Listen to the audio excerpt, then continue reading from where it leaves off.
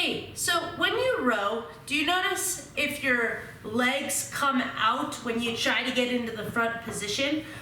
So if that's happening, it might be happening for a couple of reasons, but I got a great question about whether putting something around the knees would help.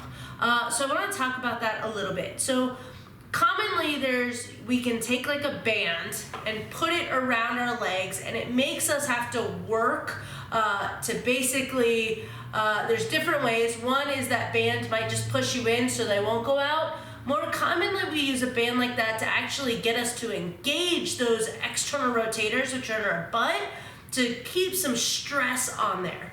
Now, if we do that, what's going to happen is I'm actually going to be overusing a lot of the muscles that I don't necessarily need to for this movement.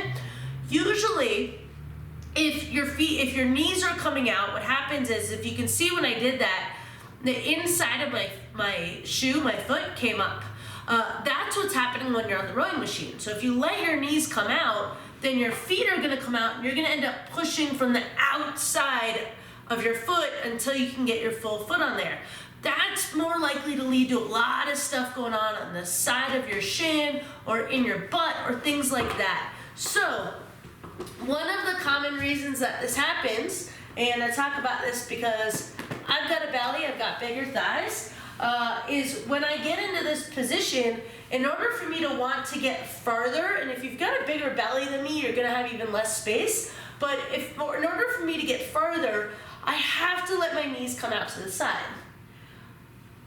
You could do it, to be honest, if you want, but like I mentioned, it's more likely to cause some issues, and I'm about prevention. Let's stop those injuries before they happen, because then you're gonna be like, hey, I can't row anymore, and that's what we don't want. So instead, what I recommend is when you're coming into this position, really making sure that as soon as your belly and your knees kind of touch each other, that's where you stop. You don't try and go any farther, because the more farther you try to go, your knees are gonna have to come out. So a couple of things that you could try and contribute to getting more room.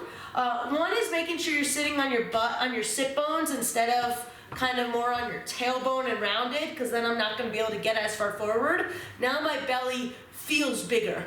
So one is making sure I'm sitting in the right spot, so I can take my hand, take it under my butt, lift up. I can do that on both sides, or I can just sit down and kind of do a hamstring stretch. You'll feel your butt lift up, and that will kind of get you in that position. So that's the first thing. The second is paying attention to where your foot plate is. So a good rule of thumb to start is to have the strap around the widest part of your foot, which is usually a little higher than we think. It's about up here, but if I take the bottom of my foot, what's the widest part? We want the band to be there. So if you actually play around, and that's just a guideline to get started, you can go up and down based on other things that might be happening or how you feel. But if I have it so that, let's say I'm really, really high on here. I don't actually know if I can get in that far. This strap would be really, really high on my shoe.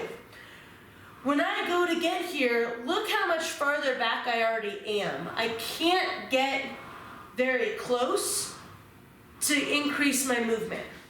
Now, if I go really low, look how much farther I got. You can see that now my shin is almost perpendicular to the ground. I can go much farther with it being low than I can with it being high. So somewhere in the middle, that's a little bit too low for me. That would be the strap up here. So for me, I'm at roughly, my favorite number is a 3. And I've actually been playing around with this lately. But my number is a 3, and this is where I feel most comfortable with my ankle, my knee, my hip, my belly. So playing around with that foot position can also help you out with that. So that would be my advice. One is play around the foot position. 2, make sure you're sitting on your sit bones. And 3, when you're actually rowing, stopping at that point where you feel your butt, your legs, and your tummy kind of meet, so you don't feel like you need to splay your knees out. After that, that's that's where I would start. If you tend to walk duck-footed or anything like that, I'd check out my other videos on that. But that's where I would start for this. Let me know if you've got any questions, and I hope that helps you out.